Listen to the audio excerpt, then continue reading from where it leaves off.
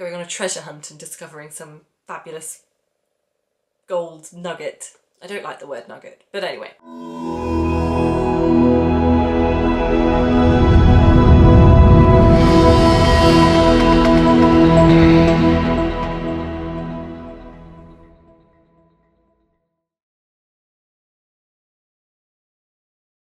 Hello everybody and welcome back to my channel. My name is Lizzie and today I'm going to be doing a little video on poetry for you. I'm going to be talking to you about the first poetry book I was ever given, the first poetry book I bought myself, the first book I really fell in love with, the poems I hope to talk to you more about as I take this channel forward. So without further ado, these are some of my firsts.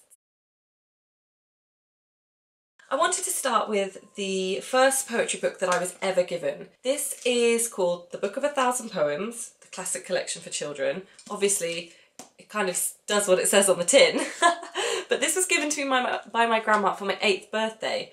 Poetry for me sort of started at a very early age, and a lot of it was to do with my grandma. She was very theatrical. She loved reading poetry, she loved writing poetry, but more to the point, she loved performing poetry. So it was always really brought to life for us, for my sisters and I when we were kids. The reason I love this book so much is, I guess when I lack inspiration and things in life, I go to this and it almost sort of sparks off that little childhood Lizzie who was like, oh, this is so amazing. There's so many poets in here, people like William Blake, Rudyard Kipling, Ted Hughes, Christina Rossetti, some real classics that we all know and love. There's a whole load of anonymous poetry in there as well that becomes part of your life and you don't even know who's written, so sort of childhood rhymes and things like that. What I love most of all about this book, and I can appreciate it a lot more now that I'm an adult, is the educational lessons.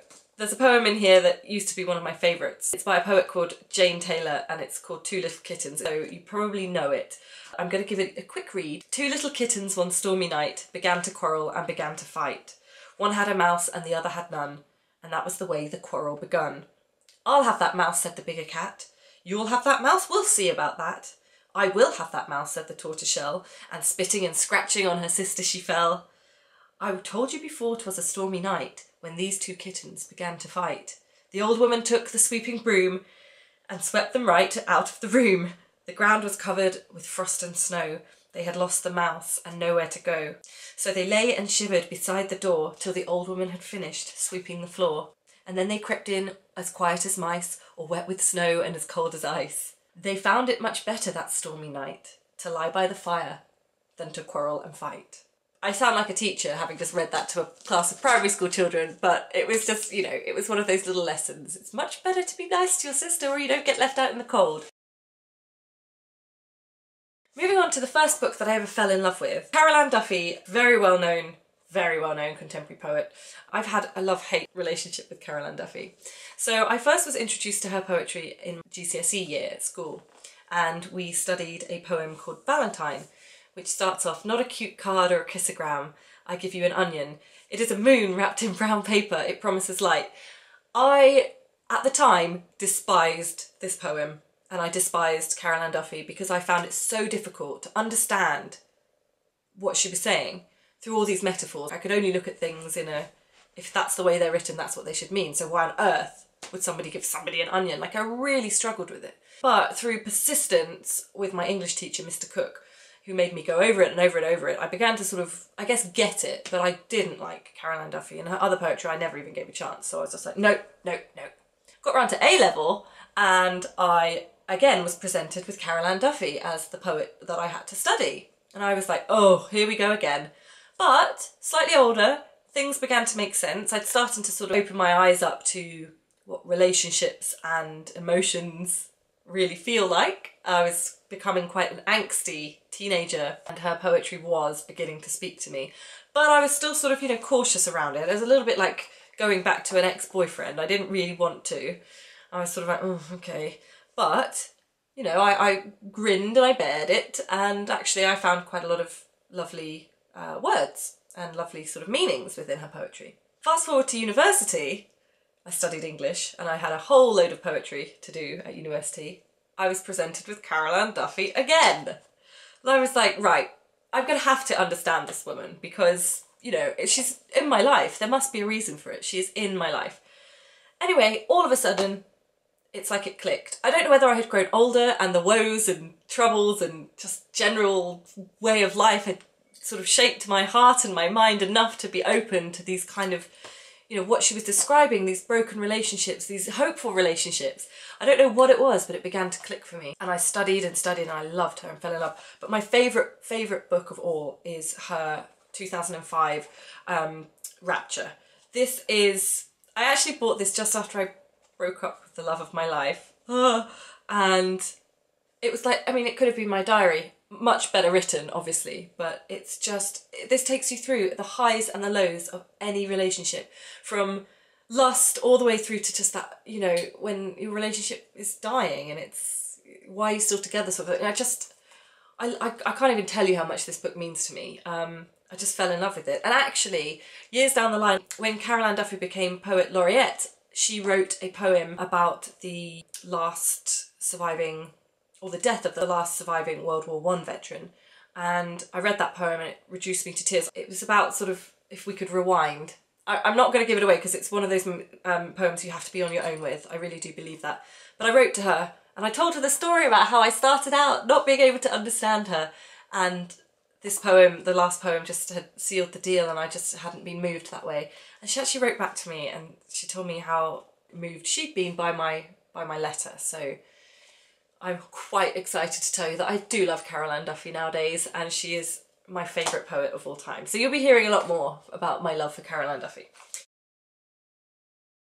I'm going to move on to the first poetry book that I ever bought myself. This is a very odd looking book, very odd cover. If you don't know who Jim Morrison is, I'll just give you a quick snapshot. He was the lead singer of the band, the rock band, The Doors. They were pretty famous at the end of the 60s, early 70s, before Jim Morrison's untimely, mysterious death, but that's a whole nother story, so I won't really go into that today.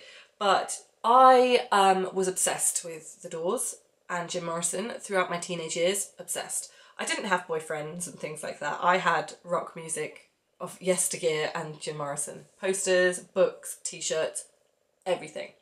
And in my obsession, I discovered that actually Jim Morrison was also not just a lyricist, singer and songwriter, he was a poet. So naturally, being an uber fan, I decided to go and buy his poetry book, the original published poetry of Jim Morrison, The Lords, The New Creatures. He had this is going to be a bit of a history lesson, he had a long-standing relationship with poetry and literature, and it was a huge influence on a lot of his music.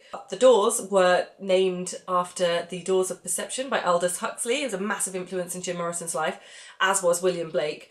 The thing about this book, or about Jim Morrison's poetry, was it split people. Just like any good musician and poet does, it split people two ways. A lot of people hailed it as the, you know, the second coming of poetry. It was an incredible poetical works that was just genius in many people's eyes. But there were a lot of critics who thought it was nonsense. Let's see how to describe this. Nonsense abetted by substances, shall we say? I find this book incredibly strange. I love it on the one hand, but at the other hand, I find it difficult to read because I feel like this book is a journey of a very troubled person. It's like you're going through the inner workings of his brain and what it was, and it might not make sense at all to you sort of in a literal way, but the imagery that in these words that you just start imagining all sorts, and you go to all sorts of places. And it also reminds me of the Doors records. So like, I love the Doors so much, but I sometimes find if I'm not in the right mood, I cannot sit through a full album because my head ends up going funny because there's just so much going on and so much to think about and so many feelings, and I get that about this poetry as well. I do love this book. It's, like I said, it's a strange one. You can see the pages are even, like, it's, oh, there's my Bob Marley stamps. That's a bookmark. Even the pages are yellow and bright green. It's just weird. So anyway, that's the first book I ever bought myself, and again, I will treasure it. I would love to know the sort of poets and poetry that you read and want to hear more about. Oh, and if there's, I always love recommendations because I, you know, live for finding new poetry. Thank you so much for tuning in and for watching this video. Thumbs up if you like it, I hope you do. I will see you next time.